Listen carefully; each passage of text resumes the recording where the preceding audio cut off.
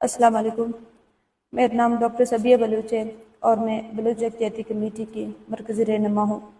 میرے والد میر بشیر احمد زیری کو 5 اپریل 2025 کو اس وقت جبری گمشدگی کا شکار بنایا کہ جب وہ ایس پی ہب چوکی فضل بخاری کے کہنے پر ان کے آفس میں پیش ہوئے۔ میرے والد کوئی مجرم یا قانون شکن نہیں کہ انہیں گمشدہ کیا جا سکے، بلکہ میرے والد کو صرف اس لیے جبری گمشدگی کا شکار بنایا کہ وہ مجھ سے خونی رشتے سے جڑے ہوئے ہیں۔ میں صبیہ آج ریاست کے اس جبر کے نشانے پہ اس لیے ہوں کہ میں اختلاف رکھتی ہوں جبری گمشدگیوں کے قانون سے۔ میں اختلاف رکھتی ہوں کہ ریاست کے پاس تمام قوانین ہوتے ہوئے، آئین ہوتے ہوئے بھی وہ بلوچوں کے ساتھ کیوں غیر قانونی راستوں کا سہارا لیتی ہے۔ میں اختلاف رکھتی ہوں بلوچستان میں رائج اس جبر کے نظام کے خلاف، جس میں ایک شخص کے کردہ یا نہ کردہ گناہ کی سزا اس کی پورے فیملی کو دی جاتی ہے۔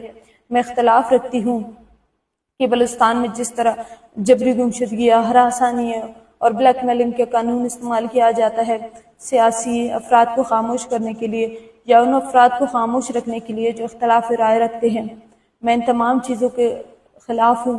اس لیے آج میری آواز دبانے کی کوشش کی جا رہی ہے۔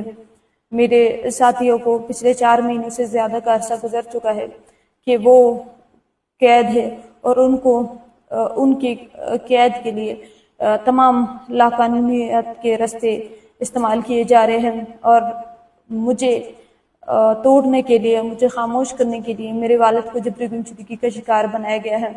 میں اب تمام افراد سے گزارش کرتی ہوں کہ اس جبر کے خلاف آواز اٹھائے، اس بلیک میلنگ کی قانون کے خلاف آواز اٹھائے، جبری گمشدگیوں کے خلاف آواز اٹھائے۔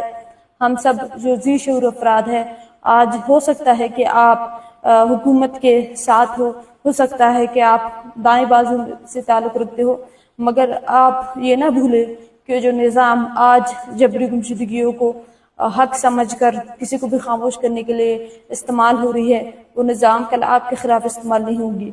اس لاقانونیت کو دھتکارنا ہم سب کا اخلاقی فریضہ ہے۔